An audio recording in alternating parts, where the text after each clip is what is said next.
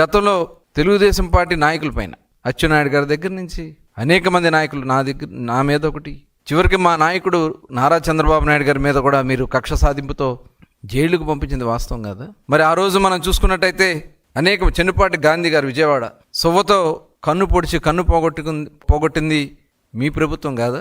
దానికి కారణం జగన్మోహన్ రెడ్డి గారు కాదా? అలాగే దళిత సిఐ ఆనందరావుని బ్లాక్మెయిల్ చేసి బెదిరిస్తే తట్టుకోలేక అతను ఆత్మహత్య చేసుకుంది వాస్తవం కాదా?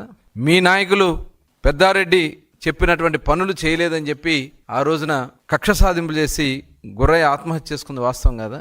అలాగే ఒక పేదవాడైనటువంటి అమర్నాథ్ గౌడ్ పెట్రోల్ పేసి తగలబెట్టింది మీ ప్రభుత్వంలో కాదా?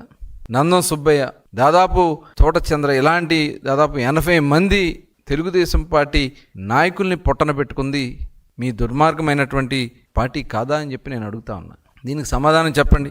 ఇవాళ ఏదో జరిగిపోయింది అని చెప్పి అసత్యపు ఆరోపణలు చేసి ప్రభుత్వాన్ని బ్లాక్మెయిల్ చేయాలనో లేకపోతే ప్రభుత్వంలో ప్రజల్లో ఒక తప్పుదారి పట్టించాలని ప్రయత్నం చేస్తే అది జరగదనే విషయాన్ని మీరు ఈ సందర్భంగా తెలుసుకోవాలి.